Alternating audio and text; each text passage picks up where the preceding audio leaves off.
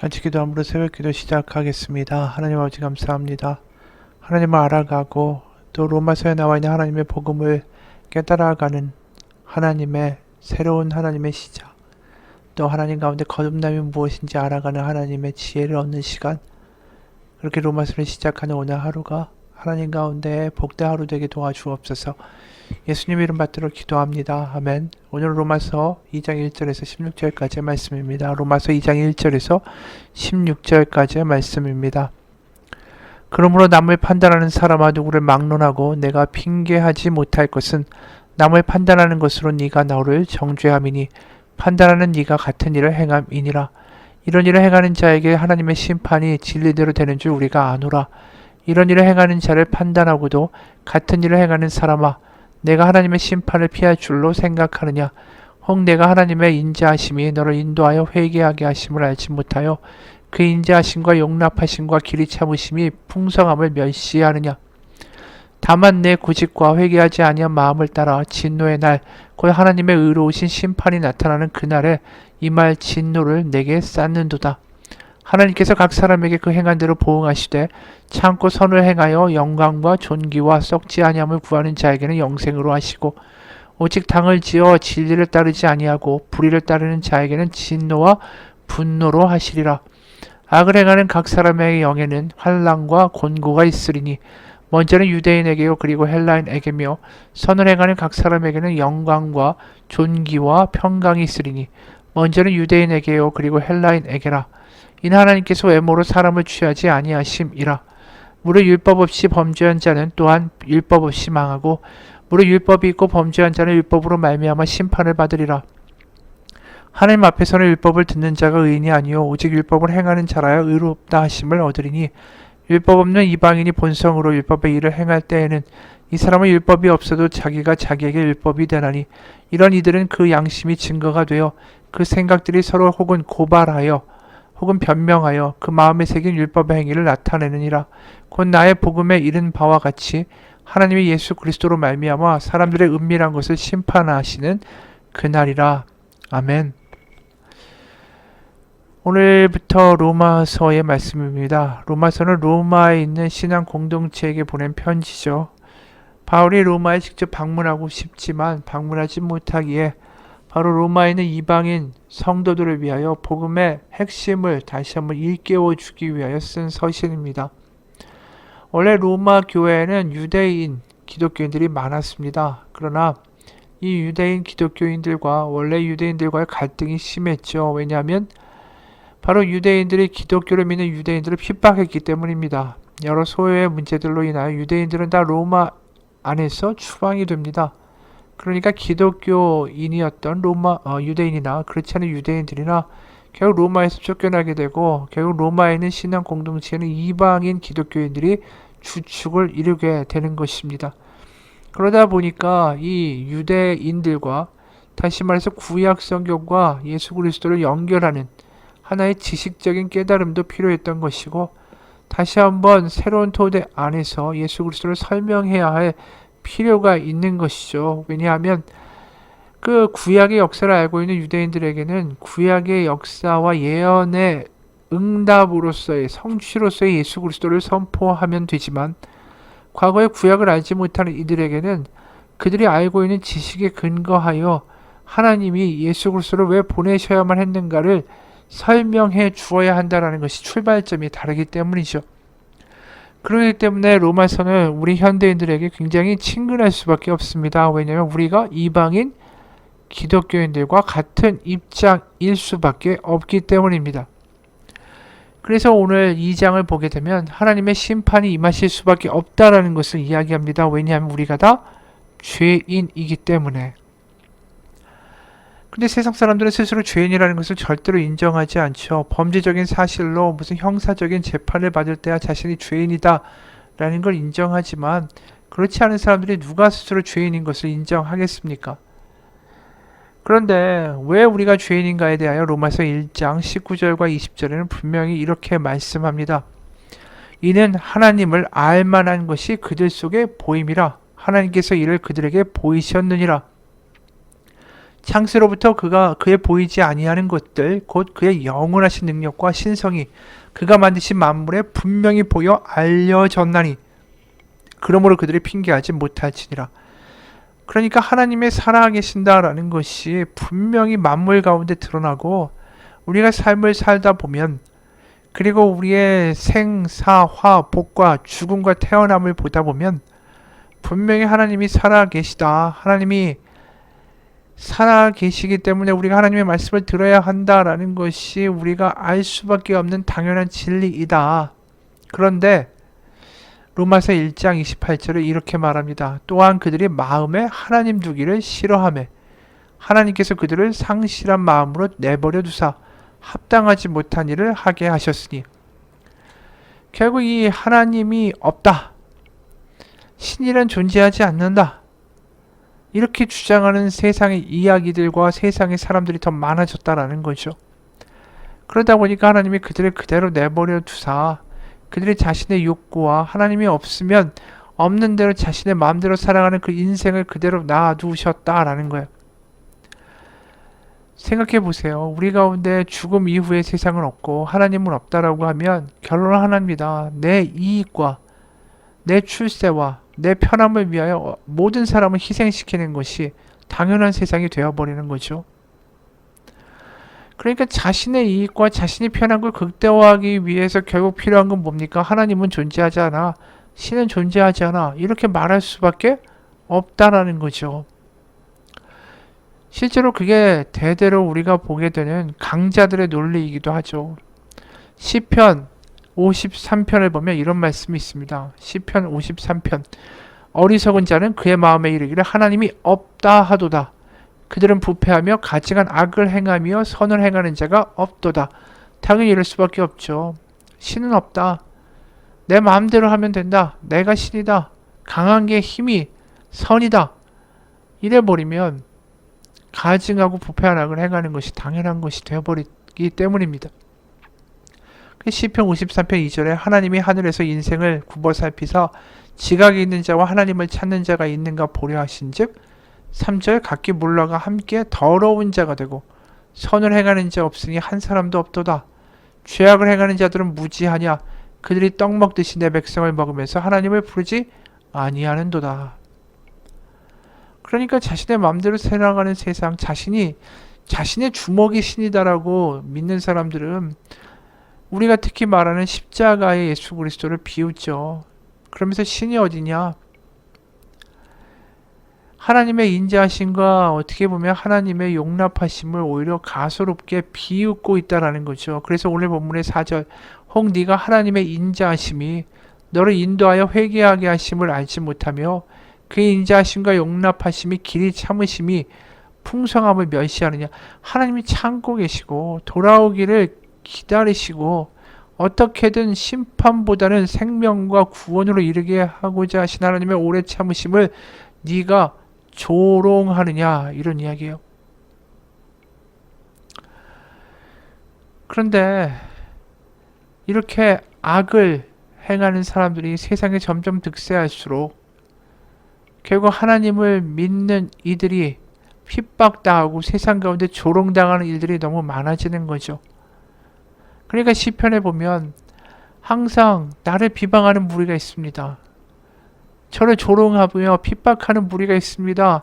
하나님 살아계시지 않습니까? 어느 때까지입니까? 라고 기도하는 믿음의 사람들이 등장할 수밖에 없다라는 것이죠. 그러나 하나님은 반드시 그것에 대한 보응을 하신다라는 거죠. 오래 참으시지만 오늘 6절 하나님께서 각 사람에게 그 행한 대로 보응하시되 참고 선을 행하여 영광과 존귀와 썩지 아니함을 구하는 자에게는 영생으로 하시고 오직 당을 지어 진리를 따르지 아니하고 불의를 따르는 자에게는 진노와 분노로 하시리라. 결국 하나님의 징벌이 있는데 악을 행하는 사람들의 특징이 뭡니까? 8절 오직 당을 지어 진리를 따르지 아니하고. 그러니까 하나님의 오래 참으심 때문에 이들이 자기네 마음대로 살아도 지금 별 뒤탈이 없고 배부르고 잘 나가고 잘 되니까 그런 사람들 곁에 점점 사람들이 모이기 시작하는 거예요. 그러면서 다 같이 하나님이 어디냐? 신이 어디냐? 돈이 최고야. 이런 식으로 나아가며 무리를 짓는다라는 거죠. 그러면서 불의를 우르르 따라가는 사람들이 생기는데 결국 하나님의 분노와 진노가 임하실 것이다 라는 거예요. 맞습니다. 지금 세상이 점점 악해지고 있어요. 신이 있다, 하나님이 살아계시다 이렇게 말하는 것보다 내 뜻대로 내 원하는 대로 사는 게 최고의 행복이고 선이다 라고 말해지는 세상 아닙니까? 그러니까 내가 이루고자 하는데 가장 도움이 되는 돈을 얻기 위하여 그 모든 것을 다 바치는 세상이 되어버린 것이죠.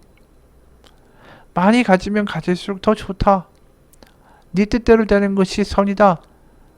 네 뜻대로 되기 위해서 더 많이 가져라. 이게 세상의 슬로건 아닙니까? 그러다 보면 뭐가 생기죠? 내가 원하는 걸 더 가지고 내가 더 높은 자리에 가고 내가 더 원하는 것을 휘두르기 위해서는 거짓말, 사기, 속임수 이런 거 할 수 있는 거 아니냐? 정당화되는 것이죠. 그러면서 어느덧 자기가 저지르는 죄에 대해서 이렇게 합리화합니다. 그래, 세상 살다 보면 이럴 수 있는 거지. 야, 내가 더 돈 얻으려면 내가 더 좀 요번에 많이 좀 횡재하려면 뭐 이 정도는 다 재테크 아니야? 이런 정도의 범죄나 이 정도의 속임수 쓰지 않고 어떻게 돈을 벌어? 이러면서 합리화하게 된다라는 거죠.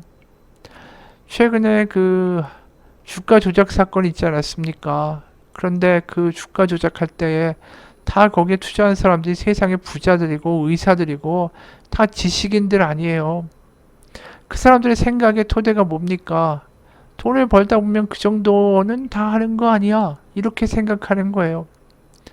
결국 악이 악을 낳고 자기가 더 큰 부를 얻는 것이 최고의 선이기 때문에 그것을 위하여 뭐 이런 정도 일은 아무것도 아니다라는 거죠. 그러면서 죄의식을 느끼지 않습니다. 외면해요. 그건 다 투자의 행위다라고 그렇게 호도하고 그렇게 가장하는 것이죠. 죄와 악이 무엇인지 구별되지 않는 세상이 되어버렸어요. 왜요? 결국 내가 행복하고 내가 돈 많은 게 선이다가 되어버리니까. 그럼 내가 돈을 획득하는데 방해하는 건 악이 되는 거죠. 이게 참 무서운 세상이 돼버렸어요. 그러다 보니까 나 자신을 되돌아보고 내가 허물이 많고 죄가 있고 내가 이렇게 하면 안 된다라는 생각을 하지 않는 세상이 되어버렸다라는 것입니다. 세상의 기준이 사라진 거죠. 그러니까 회개할 이유도 없어진 것입니다. 그러다 보니까 회개하라, 회개해야 된다라고 말하는 기독교는 굉장히 낯선 종교가 되어버린 것입니다. 오히려 3, 40년 전만 해도 죄와 회개에 대한 이야기를 하면 스스로 죄인이고 내가 참 허물이 많고 내가 회개해야 된다는 생각을 가진 사람들이 많았어요. 그리고 더 중세 시대로 가면 다들 죄라는 말에 대하여 다 인정하고 살았죠. 근데 어느덧 죄와 악에 대한 선악에 대한 개념들이 사라지기 시작하고 사회의 지도층과 리더들마저 그렇게 되어버리니까 이제 모든 게 좋은 거다 되어버린 세상에서 회개하는 사람들이 낯선 시대가 됐습니다. 하지만 우리의 기독교의 핵심은 회개예요, 회개. 결국은 내가 하나님 아닌 다른 것을 주인으로 삼았습니다 라고 고백해야 하는 게 회개이기 때문입니다. 우리가 하나님 자리에다 다른 걸 놓고 사는 삶, 결국은 어느 순간에 끝이 나게 돼 있어요. 아무리 세상 가운데 돈이 많고 아무리 세상 가운데 높은 자리에 좋은 집을 사면 뭘 합니까? 부자가 창고를 짓고 곡식을 잔뜩 사놓아도 예수님이 하시는 말씀 아닙니까? 내 영혼을 오늘 찾으리니 그러면 그것이 다 누구의 것이 되겠느냐? 세상 가운데 죽음과 질병을 다 없는 것처럼 잊으면서 살고 돈만 가지면 다 해결될 것처럼 살아가는 어리석은 세상이 됐죠. 아닙니다. 결국 우리의 힘으로 감당하지 못할 일들이 다가오게 되어 있어요. 바로 우리가 인생의 주인이 아니라 결국 하나님이 우리의 인생의 주인이다라는 걸 인정해야만 하는 때가 옵니다. 바로 그 십자가 앞에서 우리는 그것을 경험하는 거죠. 십자가 앞에서 저는 죄인입니다. 이 고백을 하게 될 때 우리는 삶과 죽음에 대해 진지해지는 거고, 내 힘으로 할 수 없다라는 것을 인정하는 거고, 내가 엉뚱한 것을 쫓아다니면서 나의 삶을 허비했다라는 것을 인정하게 되는 것입니다. 십자가를 바라볼 때, 내 눈에 보이는 게 다가 아니구나. 내가 쫓던 것이 다가 아니구나를 깨닫게 되며 새로운 눈이 열리는 거죠. 그러면서 내가 돈이 우상이고 나의 주인이 아니라 바로 하나님이 나의 주인이고 인도자시다. 그래서 우리가 예배하는 거 아닙니까? 하나님께 돈 더 달라고 예배하는 게 아니잖아요. 하나님을 더 알기 원하고 하나님의 자녀임을 고백하며 하나님의 말씀을 따라 살기 원합니다. 그 고백을 하기 위하여 예배에 모인 거 아닙니까? 그럼 하나님이 우리에게 필요한 일용할 양식을 주시겠죠. 염려하지 말라. 백합화도 하늘에 나는 새도 하나님이 입히시고 먹이시는데 왜 염려하느냐? 바로 그 말씀이 우리의 귀에 들리는 게 예배 아닙니까? 어떤 분의 글이에요. 만약 우리가 지금 서울에 볼 일이 있어서 분당에서 출발해서 경부고속도로를 달리고 있다고 생각해보자.